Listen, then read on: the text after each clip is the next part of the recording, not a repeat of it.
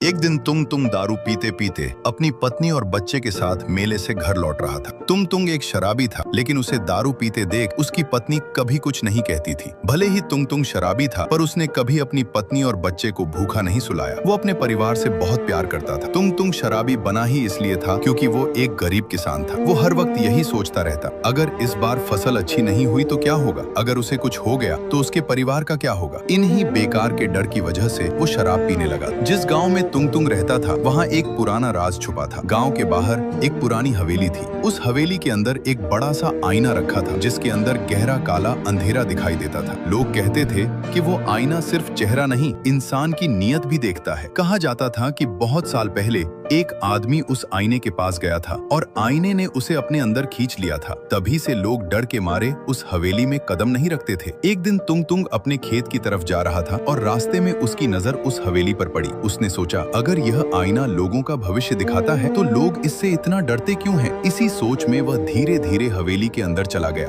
उस समय वह नशे में था। उसे याद ही नहीं रहा कि यह आईना नियत भी देखता है। तुंग तुंग आईने के सामने खड़ा हुआ और मन ही मन बोला, मेरी बस यही दुआ है कि मेरी मेहनत रंग लाए और मेरा परिवार हमेशा खुश रहे। जब उसने आईने में देखा तो उसे अपना चेहरा नहीं दिखा। उसे दिखाई दी हरी भरी लहराती फसलें और उसके घर से आती खुशियों की हंसी। यह देखकर तुंग तुंग की आंखों में आंसू आ गए। उसने बिना कुछ बोले आईने के सामने हाथ जोड़ दिए और वहां से चला गया। ये सब गांव का एक चोर छिपकर देख रहा था। उसने सोचा, गांव वाले झूठ बोलते हैं, यह आईना तो लोगों का भविष्य उज्जवल करता है। शायद वे सच छुपा रहे हैं ताकि सिर्फ वही इसका फायदा उठा सके। क्यों न मैं भी जाकर एक ही दिन में बड़ा हाथ मार लूं। यह सोचकर वह चोर आईने के सामने जा खड़ा हुआ और बोला, मैं बैंक लूटूंगा, दुनिया का सबसे अमीर आदमी बनूंगा और पूरी जिंदगी ऐश करूंगा। जैसे ही उसने यह कहा, आईने का काला अंधेरा हट गया और उसने खुद को लोहे की सलाखों के पीछे कैद देखा। वह डर से कांपने लगा। गुस्से में उसने एक डंडा उठाया और आईने को तोड़ने लगा, लेकिन तभी आईने ने उसे अपने अंदर समा लिया।